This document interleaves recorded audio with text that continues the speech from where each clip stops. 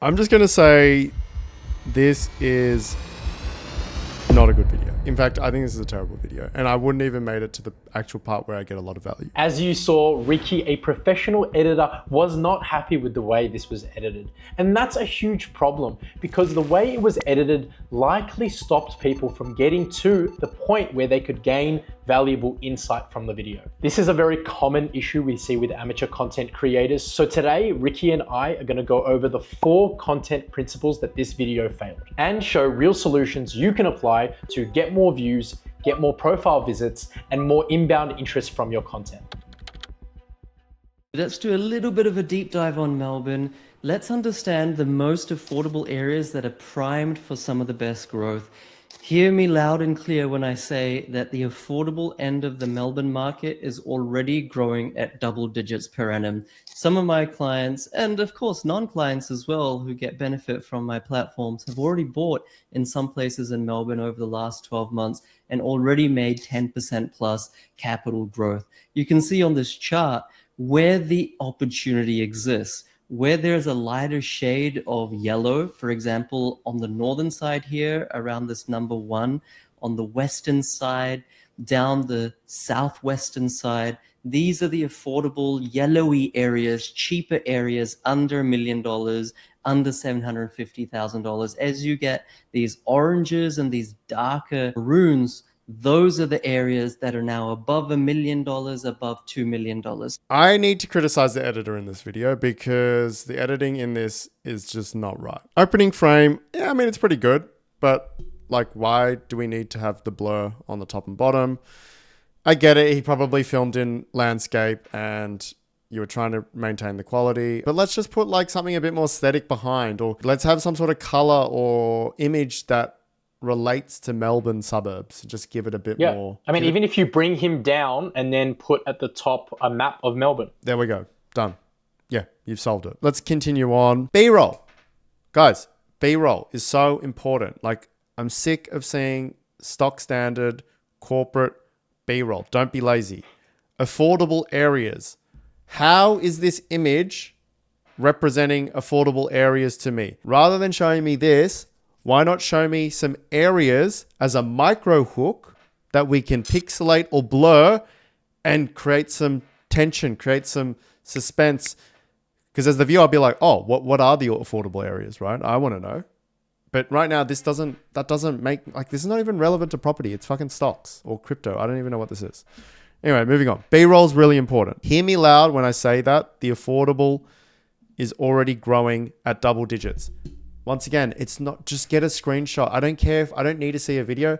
Get a screenshot to validate his claim. So go to ABS, go to Australian Bureau of Statistics, find me that property prices are growing in double digits. If you can't show me that in a screenshot with evidence, then don't talk about it because no one's going to believe you. I don't believe you. And my clients who benefit from my platforms, who've bought, show us an image, show us proof.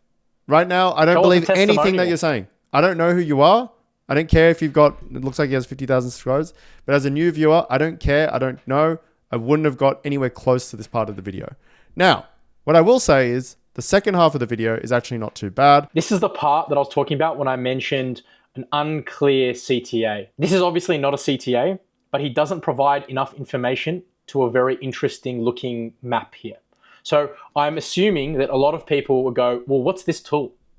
Right? And I think one person in the comments actually did comment this. Where can I find this tool? Is it a tool though? I think it's just a random image. Oh, well, he does refer to it a lot. He says these parts of Melbourne are yellow, these parts are orange, and then these parts are dark red. So he does refer specifically to it. Yeah. So I'm assuming that it is a tool. And there's a big assumption here. Yeah. If this is something that he uses, he can use that CTA to be like, this is the sort of detail that I go into in my course, or this is the sort of information that I provide in my program. I mean, let's just go to his website and see if this actually is something that they talk about. Suburb selection. There you go. Okay, so they do have yes, a tool. Okay, so you're right. They do have a tool. Okay. And I'm sure it is his own tool because he's obviously made a lot of videos and he's putting a lot of effort into his program. But He doesn't make any mention of that. Yeah, no, you're right. But the problem is, look, at the end of the day, it doesn't matter how good the tool is. If you can't get people to the tool, which is at around 30 seconds, it doesn't, I don't care if you give me It's a great point. the gospel of property investing from 26 seconds onwards. If you can't retain the audience from here to here, then what's the point? So let me ask you a question then. Could he have put that tool, which let's be honest is the most interesting part of this video, grab that tool and put it at the start of the video and say, this is the places in Melbourne you should be buying in, with the heat map on there. Is that a great hook? Well, now I'm being pretty negative today. Yeah, I found another issue. So the hook, best Melbourne suburbs to invest in. Now, if your algorithm is property related, you're going to be absolutely sick of this hook. It's so generic. It's so vague. It doesn't really mean anything. However, if we can start to be more specific, then we can create some more interest. Best Melbourne suburbs to invest in under 800,000. Best Melbourne suburbs to invest in apartment edition. Best Melbourne suburbs to invest in townhouse edition. Best Melbourne suburbs to invest in west. Do you see what I'm trying to say? From that one piece of content, from that one overall idea, you can make 10 to 15 types of different content, which will actually be better than this generic one because you're going to reach the specific audience that you need. You're going to provide more value, and it's very likely that you're going to get more conversions. When you give me this vague generic stuff, first of all, it's probably going to be skipped. And if you don't create a secondary micro hook within the first 5 seconds, see you later. And furthermore, those 10 to 15 videos, you can advertise your tool in every single one of them. Yeah. And you also have 10 to 15 opportunities to go viral. When you give yourself one opportunity, let's be real, 9 times out of 10, it's not going to do well.